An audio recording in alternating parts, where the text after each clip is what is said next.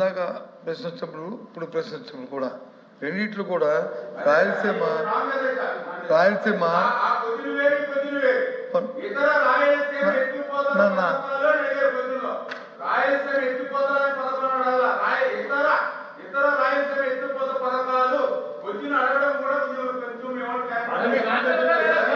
అధ్యక్ష అధ్యక్ష అధ్యక్ష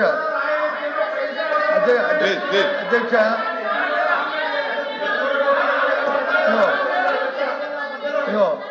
ఇగో మంత్రి గారు టెక్నికల్ సాంకేతికంగా అంటే ఇప్పుడు సాంకేతికంగా ఉన్నది తర్వాత దీనికి సమాధానం చెప్తాము పంపిస్తామంటే సరిపోద్ది. దానికి అభ్యంతరం లేదే రాయలసీమ ఎత్తిపోతల పథకాలకు సంబంధించి సూటిగా ఇందాక కూడా ఇప్పుడు కూడా అడుగుతున్నాం. ఏదైతే ఇది ప్రధానం, ఎందుకంటే రాష్ట్రంలో అందరికి కావాల్సింది ఈ విషయం, అంతేగాని రాజకీయ అవసరాల కోసం కాదు. ఎవరైతే శాసనసభ సాక్షిగా తెలంగాణ ముఖ్యమంత్రి రేవంత్ రెడ్డి గారు ఏదైతే అంశాన్ని లేవనెత్తారో రాయలసీమ ఎత్తిపోతల పథకాన్ని నేను చెప్తేనే చంద్రబాబు నాయుడు ఆపారన్నారు. అది వాస్తవా కాదా? అది వాస్తవా చెప్పండి. అవుతుంది. ఒకటి. రెండు గౌరవ మంత్రి గారిని మీ ద్వారా అడుగుతున్నాం. ఈ పథకాన్ని మళ్ళీ ఎప్పుడులో ప్రారంభించి ఎప్పుడులో పూర్తి చేస్తారో దయచేసి మీరు సమాధానం ఉంటే చెప్పండి, లేకపోతే సమాధానం పంపించండి. అది ఈ రెండు కూర్చొని ఎందుకండి డైరెక్ట్గా అడుగుతున్నాం. అది నాకు కావాల్సింది రాయలసీమలో ఎవరైతే తెలంగాణ ముఖ్యమంత్రి రేవంత్ రెడ్డి గారు శాసనసభ సాక్షిగా చంద్రబాబు నాయుడు గారు నాకున్న సన్నిహితంతో స్నేహంతో దీన్ని ఆపమన్నా అని చెప్పారో అది వాస్తవమా కాదా? అది ముందు చెప్పండి. రెండోది ఎప్పుడు ప్రారంభిస్తారు, ఎప్పుడు? ఎందుకంటే ఆయనే చెప్పారు అధ్యక్ష, ఆయనే చెప్పారు. జగన్మోహన్ వచ్చి ఎంత సాయం చేశారు, ఎంత ఖర్చు పెట్టారు, ఇన్ని ట్రిబ్యునల్ వచ్చి వినండి. మరి వినండి చెప్తాను. నేను చెప్పకపోతే తప్ప అది బొప్పు చెప్తారుగా. ఆయన వచ్చి మా ట్రిబ్యునల్ వచ్చి ఆయన ఫైన్ వేసింది, ఆయన వచ్చి ఆపారు, ఇవన్నీ చెప్పారు. అంటే అప్పుడున్న ప్రభుత్వం ఎన్ని అడ్డంకులు వచ్చినా, ఎన్ని ట్రిబ్యునల్ గొడవలు వచ్చినా, ఏదైనా ఆ ఇంట్రెస్ట్తో పని చేయాలన్న తపంతోనే ఆయన కార్యక్రమం చేయాలి. కానీ ఆ ముఖ్యమంత్రి వచ్చి ఈ ముఖ్యమంత్రి గారిని ఆపాదిస్తూ మా ఎదుర్కొన్న సేవ అనుబంధాలతో ఈ కార్యక్రమం ఆపారని చెప్పాడు. దయచేసి దానికి వివరణ వ్యవస్థగా మంత్రి గారు ఉంటే సమాధానం చెప్పండి, లేకపోతే తర్వాత చెప్తారని చెప్పాలండి. కానీ అడుగుతుంది అది. ప్లీజ్ మంత్రి గారు. ధన్యవాదాలు అధ్యక్ష. ఇప్పుడు గౌరవ సభ్యులు అడిగినటువంటి ప్రశ్నకు ఎంత సమయమైనా సరే మేము చర్చించడానికి సిద్ధంగా ఉన్నాం. రైట్ ప్లాట్ఫామ్ మీద రమ్మన్నాం. ఆల్రెడీ నిన్న రేపు కూడా దీని మీద షార్ట్ డిస్కషన్ కూడా ఉంది. వాళ్ళు వాకౌట్ చేయకుండా ధైర్యంగా వచ్చి కూర్చోమని చెప్పండి. ధైర్యంగా వాస్తవాలు విని ఓపుకుండి సమాధానం వినేంత వరకు ఉండమని కొత్త సత్యనారాయణ గారిని మీ ద్వారా కూడా రిక్వెస్ట్ చేస్తున్నాం. రేపు వాకౌట్ చేయకుండా లాస్ట్ వరకు ఉండమని చెప్పేసి అడుగుతున్నాం. కమిట్మెంట్ అడుగుతున్నాం. నెంబర్ 1. నెంబర్ 2, నేను చెప్పింది ఏంటంటే ఏదైతే ఈ క్వశ్చన్ నేననే కాదు, నిన్న మా అధికారులు కూడా అంతా కూడా ఈ క్వశ్చన్ మేము కూడా చూసాం. ఏదైతే రాయలసీమ ఎత్తిపోతల పథకం గురించి ఇంతకుముందు మాట్లాడారో దాని మీద నేను క్లారిటీ ఇచ్చాను. ఈ క్వశ్చన్లో ఇతర రాయలసీమ ఎత్తిపోతల పథకాలు అంటే రాయలసీమలో ఉన్నటువంటి లిఫ్ట్ ఇరిగేషన్స్ ఏవైతే ఉన్నాయో అవన్నీ ఇందులో వస్తున్నాయనేటువంటిది మాకు ఇచ్చినటువంటి ఆన్సర్. ఓకే. ఇప్పుడు కాకపోతే గౌరవ సభ్యులు రాయలసీమ ఎత్తిపోతల పథకం గురించే మేము ఇందులో అడిగామని చెప్తున్నారు కాబట్టి ఖచ్చితంగా దాని గురించి కూడా నేను వాళ్ళకి ఇందాక నేను చెప్పింది సరిగ్గా వాళ్ళకి గలాటా వాళ్ళు సరిగ్గా అర్థమైనట్టుగా లేదు. అందుచేత రెండవసారి మళ్ళీ వాళ్ళకి చెప్పదలుచుకున్నా. ఏదైతే చాలా క్లియర్గా అలాగే అధ్యక్ష, ఇప్పుడు ఏదైతే గౌరవ సభ్యులు అడిగారు అధ్యక్ష,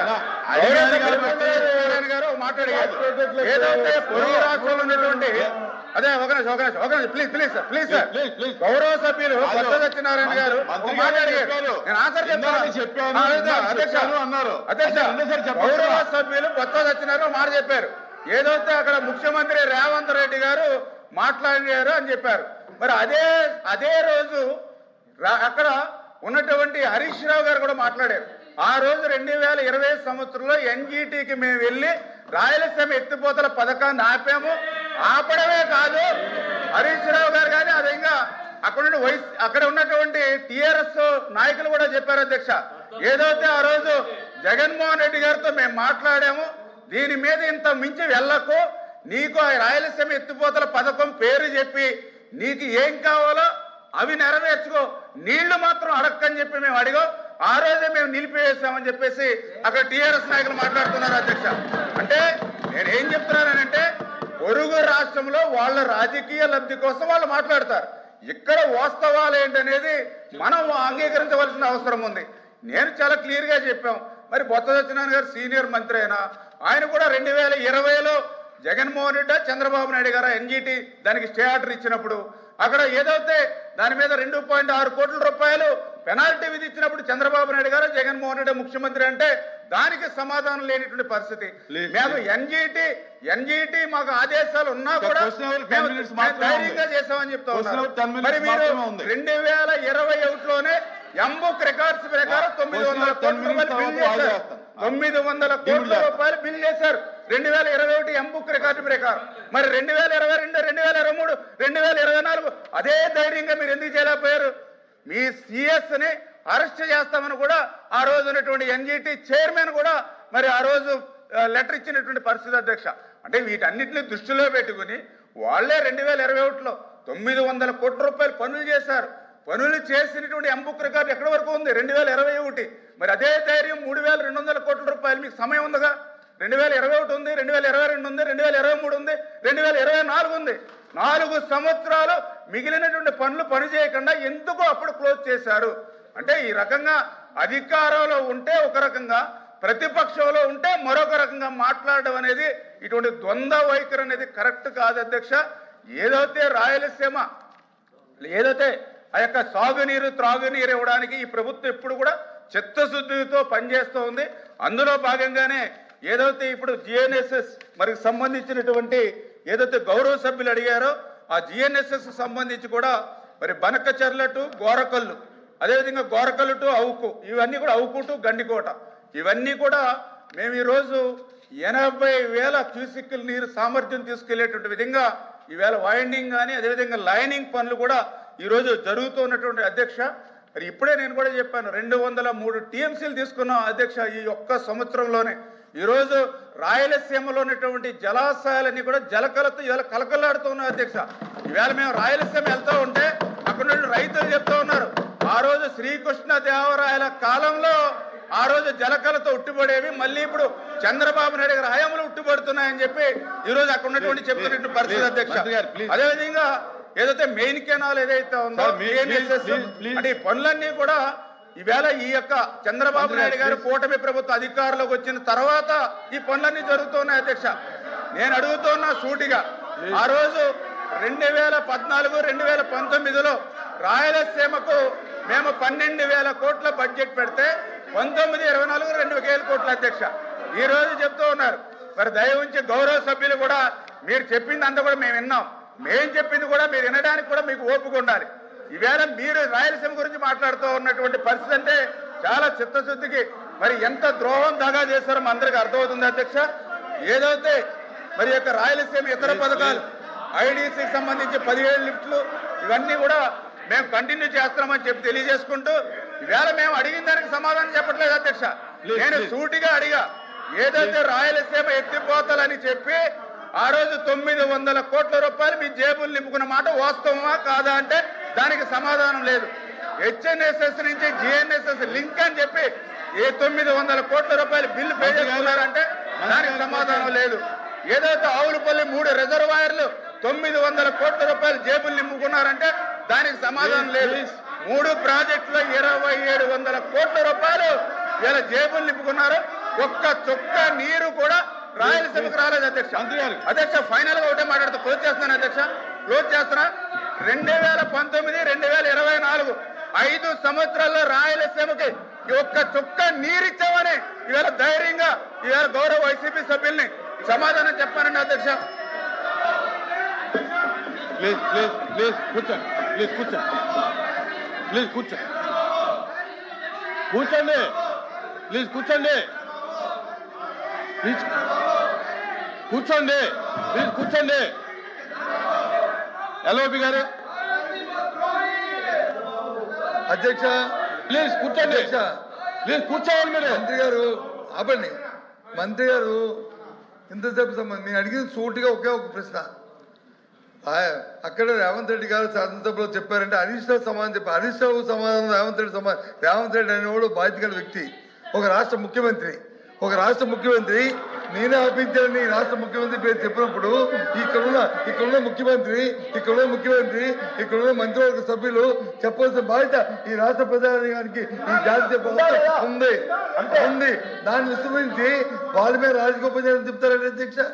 అధ్యక్ష అంటే మీ ఉద్దేశం, మీ ద్వంద్వ వైఖరి ఈ రాజ్యం గురించి నీరు రావడం మీకు ఇష్టం లేదు. మీరు ఎడారిగా మాట్లాడలేదు మీ ఉద్దేశం. ఆ ముఖ్యమంత్రి వచ్చి డెలిబరేట్ గా చెప్తే కాదు, ఇది వాస్తవం కాదు, ఇది కాదు అని చెప్పడానికి ఏం చెప్పడం అధ్యక్ష?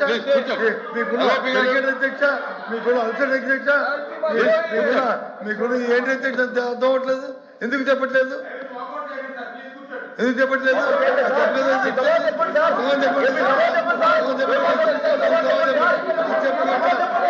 చెప్తారు అధ్యక్ష.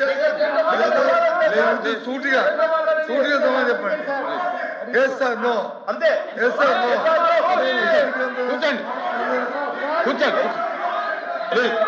కూర్చోండి సార్, ప్లీజ్ కూర్చోండి. వాకౌట్ చేయకండి ప్లీజ్ కూర్చోండి సార్, వాకౌట్ చేయకండి. ఏదైతే ఈవేళ సార్ ఇప్పుడు వాళ్ళు అడిగిన దానికే నేను సమాధానం చెప్తూ ఉన్నా. ఈవేళ పొరుగు రాష్ట్రానికి సంబంధించినటువంటి ముఖ్యమంత్రి పేరు ఎవరు తీసుకొచ్చారు అధ్యక్ష? గౌరవ సభ్యులు, వైఎస్ఆర్సీపీ సభ్యులు తీసుకొచ్చారు. దానికే నేను సమాధానం చెప్పా. ఏదైతే ఈరోజు మరి అక్కడ రేవంత్ రెడ్డి గారు ముఖ్యమంత్రిగా ఉంటే, జగన్మోహన్ రెడ్డి ముఖ్యమంత్రిగా ఉన్నప్పుడు కేసీఆర్ ముఖ్యమంత్రిగా ఉన్నాడు, హరీష్ రావు మంత్రిగా ఉన్నారు అధ్యక్ష. ఆ రోజు చాలా క్లియర్ గా కేసీఆర్ గారు చెప్పారు. అందులో పర్టికులర్ గా మన రాయలసీమ ఆ రోజునటువంటి మన మంత్రి ఇంటికి వచ్చి భోజనం చేసి ఆ రోజు ఆయన చెప్పారు అధ్యక్ష, ఏదైతే చాలా క్లియర్ గా రాయలసీమ వెనుకబాటుతనం పోవాలని అంటే గోదావరి జలాలు రావాలని చెప్పి కేసీఆర్ గారు కూడా ఆ రోజునటువంటి రోజా మంత్రి గారి ఇంటి దగ్గర చెప్పినటువంటి పరిస్థితి అధ్యక్ష. అదేవిధంగా హరీష్ గారు అయితే చాలా క్లియర్ గా చెప్పారు అధ్యక్ష, ఏదైతే ఆ రోజు జగన్మోహన్ రెడ్డిని మేమే ఒప్పించి, ఆ రోజు వైఎస్ఆర్సీపీ నాయకులు కూడా చెప్పారు, మేమే ఎన్జీటీకి వెళ్ళి జగన్మోహన్ రెడ్డిని ఇంతకు మించి ముందుకు వెళ్ళొద్దని ఆదేశాలు ఇచ్చామని చెప్పి మరి అక్కడ ఉన్నటువంటి మరి కేసీఆర్ గారు కానీ హరీష్ రావు గారు కానీ అక్కడ నాయకులు చెప్పారు అధ్యక్ష. అంటే ఈ రకంగా అధికారంలో ఉన్నప్పుడేమో రాయలసీమ ఎత్తిపోతల పథకాన్ని మర్చిపోయారు అధ్యక్ష 4 సంవత్సరాలు. ఇవాళ ప్రతిపక్షంలోకి వచ్చిన తర్వాత 11 సీట్లకు కూర్చోబెట్టిన తర్వాత ఇప్పుడు గుర్తొచ్చింది అధ్యక్ష వీళ్ళకి రాయలసీమ ఎత్తిపోతలు 11 సీట్లు ఇస్తేనే కానీ వీళ్ళకి గుర్తు రాలేదు అధ్యక్ష రాయలసీమ ఎత్తిపోతల.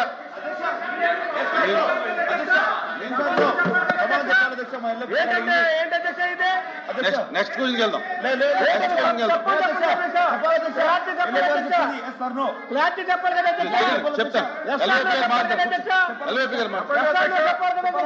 ఎల్ఓపి గారు కూర్చోమనండి. ఎస్ సార్ చెప్పనండి, మాకు ఇవ్వండి అధ్యక్ష. మేము సూటిగా అడుగుతున్నాం.